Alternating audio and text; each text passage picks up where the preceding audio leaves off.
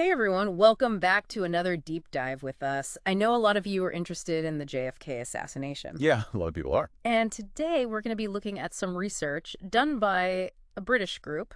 Okay. Specifically, Dealey Plaza Echo, Volume 13, Issue 2. Okay. There's a really interesting article in here by a Dr. John J. Johnson called "If We Can't Believe the Police, Who Can We Believe?"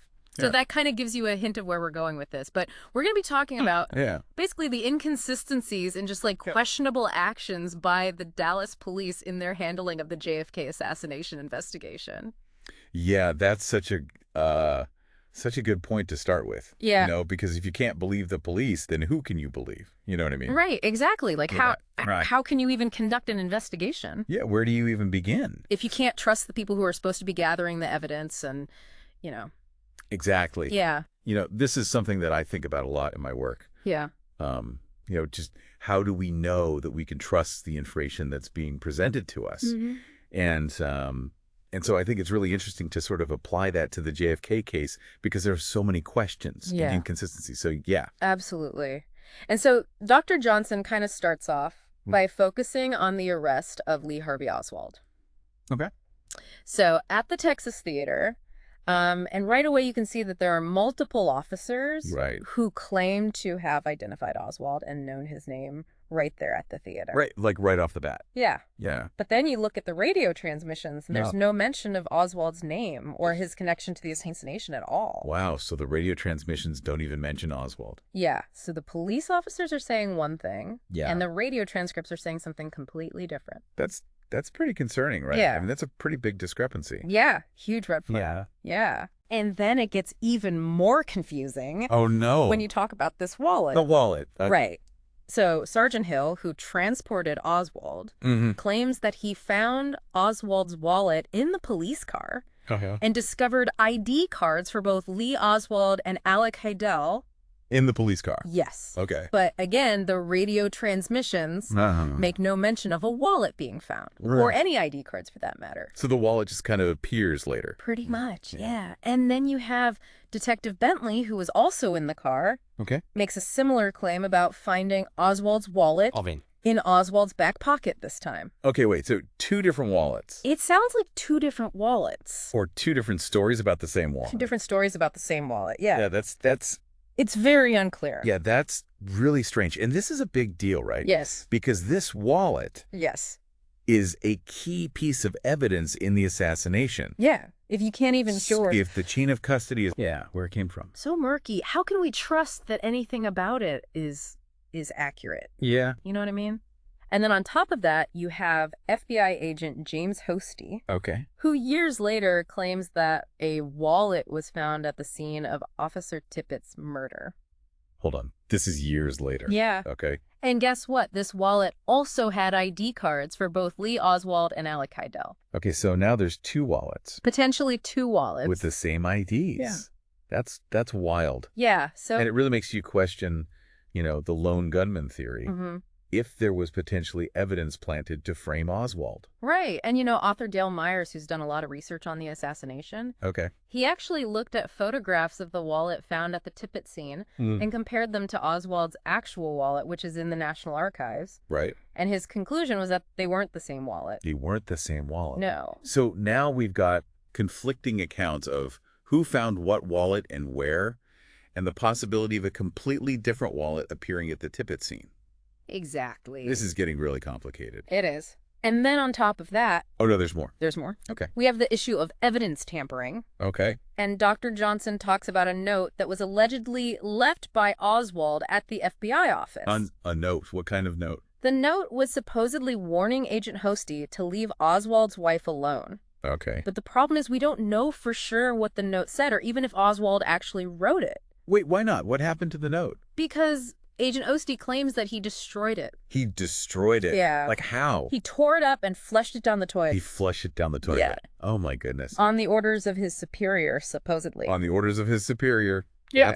That's incredible. His justification was that the note was in his do not file drawer, so technically it wasn't official evidence. So he just decided to destroy it? Yeah, pretty much. That's really suspicious. It is. I mean, And remember, we mentioned that Hostie's name was found in Oswald's address book. Right. It turns out that the FBI omitted that from the evidence that they presented to the Warren Commission. They omitted it. Yeah, they retyped the page to leave out Hostie's information. Wow. So they deliberately manipulated evidence. Pretty much, yeah. That's really concerning. It is. I mean, it really makes you question the integrity of the entire investigation. Yeah. And then we have this whole other strange thing with David Ferry's library card. Okay, the library card. So there's this indirect evidence Yeah. that Ferry's library card might have been found among Oswald's belongings. Okay. But there's no official record of it. So it just disappeared. Pretty much. Yeah. That's weird. Yeah, and some accounts claim that Ferry himself went into a panic when he heard about the card being linked to Oswald. Why would he panic about a library card? Unless it linked him to Oswald somehow. Unless it linked him to Oswald in a way that he didn't want anyone to know about. Right, that makes sense. Yeah, and he even allegedly visited Oswald's former landlady asking if she had seen the card. So he was actively trying to find this library card. Yeah. That's really interesting. And, this could potentially link Oswald to organized crime figures. Yeah. Like Carlos Marcello, which is something that the official investigation really downplayed. Yeah. So we have a lot to unpack here. We do. We've got conflicting accounts, missing wallets, tampered evidence, and this mysterious library card that could potentially link Oswald to the mob. Where do we even go from here? Well, next we need to talk about the scene of Officer Tippett's murder. Okay. And that's where things get really interesting. Okay, all ears. All right, so the Tippett murder scene's really important, because it sets up the timeline and a motive for Oswald. Right. But when you really start to look at the details, it's kind of shaky. Yeah, so what jumps out at you as being like the most fishy? Well, one of the things that really sticks out is the empty revolver shells. Okay. And where they were found. Okay. Officer Benavides, who was one of the first on the scene. Yeah. He says he picked up the shells with a stick. Okay.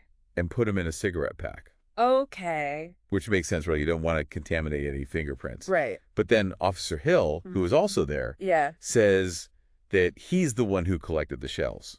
Wait, so two different stories about the same evidence? Yeah, and he put them in a cigarette pack and gave it to another officer. Okay, so how do we know what actually happened? Right, how do we know which is the accurate account? Right, and if the evidence was tampered with or not. Exactly, and it gets even more confusing when you think about how many shots were fired. Yeah. Some people said they heard a lot more shots than the number of shells that were found. Right, that doesn't... I mean, you can't have more bullets than shells. Exactly, yeah. And there was one witness, Ted Calloway, who said he heard 5 shots. Okay. He even said he saw the shooter reload. Okay. And that the gun was an automatic. Oh, so not a revolver. Right. Okay. Which is what the official story says Oswald used. All right, yeah. Calloway's testimony, along with that discrepancy in the casings, really suggests that something isn't right. Yeah, it's like they're forcing a narrative that doesn't fit the evidence. And speaking of forcing a narrative, there's this radio transmission from Officer Hill right after the shooting. He says that the shells from the scene indicate it was an automatic .38. Right, but all the evidence points to a revolver. Exactly.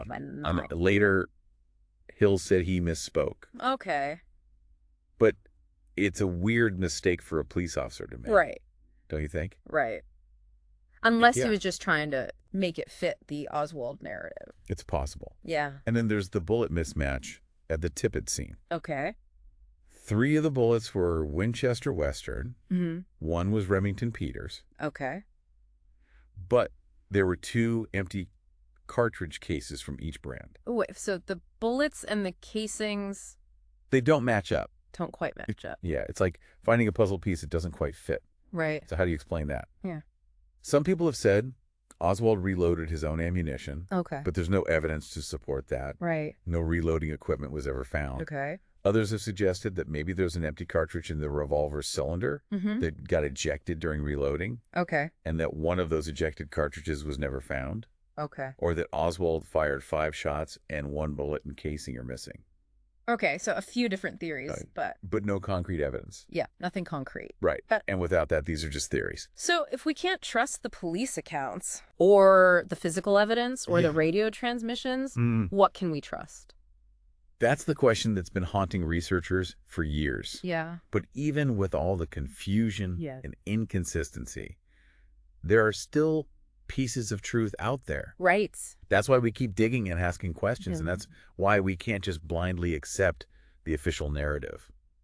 Okay, I'm starting to see why this case is so captivating to so many people. It's like a puzzle with missing pieces. Yeah. And just when you think you're getting close to solving it, another one goes missing. Exactly. Speaking of missing pieces, let's talk about the three tramps. Okay. The three tramps. Yeah. Who were they? These three men were arrested in the railroad yards. Okay. Shortly after the assassination. So right near the the scene, basically. Pretty much. And that's pretty suspicious, wouldn't you say? Yeah, I mean, if they were that close to the scene of a presidential assassination, you would think. You'd think they'd be persons of interest, at least. Yeah, prime suspects. Right. But here's the thing. The Dallas police never even reported their arrest to the Warren Commission. Wait, what? Or the HSCA. It just swept them. Ignored it. Yeah. It's baffling, right? Years later, Richard Sprague found photographs of them being arrested. Okay. But no one knew who they were for years. Okay. It wasn't until 1992 that Mary LaFontaine found their arrest records. So we have photographs and arrest records, and yet this information was withheld from both major investigations. Well, like someone was trying to keep these men out of the picture. Yeah, why? What were they hiding? Exactly. What were these guys going to say? It's just another layered intrigue in a case that's already got way too many. It really makes you wonder, like, how many other details were buried or ignored. Right, and every piece of evidence, every witness account, every inconsistency matters. Right. We can't just dismiss things because they seem small. Yeah. So we've got conflicting accounts, missing wallets, tampered evidence, a mysterious library card, a botched crime scene investigation, and these three shady characters who were ignored. What else is there? Well, there's the bullet that was supposedly found on the stretcher at Parkland Hospital. Okay. And that one's a real head-scratcher. So this bullet on the stretcher, what's so weird about it? So the Warren Commission says this bullet labeled CE 399 is the one they found. And remember how we talked about the lands and grooves on a bullet? Yeah, like a fingerprint for a gun. Exactly, like a fingerprint. Yeah. Well, this bullet, CE 399, it's got more than 4 lands and grooves. Okay. And the bullet that the HSCA has a picture of only has 4. Wait, so are these like 2 different bullets? It's really unclear. Okay. And to make it even weirder, the Warren Commission's bullet is in perfect condition. Okay, but wouldn't it have gone through a couple of bodies? Yeah, you'd think it would be damaged. Yeah. Especially going through bone. Yeah. But it's pristine. Wow. And then the guy who supposedly found the bullet, Daryl Tomlinson, he said it had a pointed nose. Okay. Which CE 399 doesn't. So we have conflicting descriptions, mismatched markings, and a bullet that's in way too good a shape. It seems like every piece of evidence has some kind of problem. It's like every time we turn around, there's another inconsistency. Yeah, conflicting accounts, missing evidence, tampered records. Yeah. It makes you wonder if someone was trying to mess with the investigation. Yeah, I mean, at a certain point, it's like, it can't all be coincidence. And Dr. Johnson actually says that there were a lot of witness statements that were changed by the FBI. So even the people involved are admitting that things were kind of messed up. It really makes you question the whole thing. Yeah, so like we said at the beginning, yeah, if we can't trust the police, who can we trust? Right, and if the evidence isn't reliable, how are we supposed to find the truth? Yeah, it's kind of scary to think that this huge historical event might just be a big mystery. It shows us that we can't just take the official story as fact. We got to think critically and question everything. Yeah. And be open to other explanations. Yeah, this whole deep dive has been really interesting. Yeah, it's been... But also kind of disturbing. It's unsettling to think that this might have been covered up. Yeah, like what else might be hidden? It makes you wonder about the motivations behind it all. Yeah, so what do we do with all of this? We keep looking for answers. Yeah. We check out other sources. Think about different viewpoints. Yeah. And never stop asking questions. Given all the stuff we talked about today. Yeah. How can we be sure we know the full story of what happened in Dallas? That's the million-dollar question. Yeah. What else could be out there waiting to be discovered? Maybe somewhere there's a piece of evidence that Yeah. could explain everything. Well, that's our deep dive for today. Yeah, We really went deep into the JFK assassination investigation. we did. Found a lot of problems with the official story. Definitely make you think. It does. So keep thinking critically and searching for the truth. And we'll see you next time.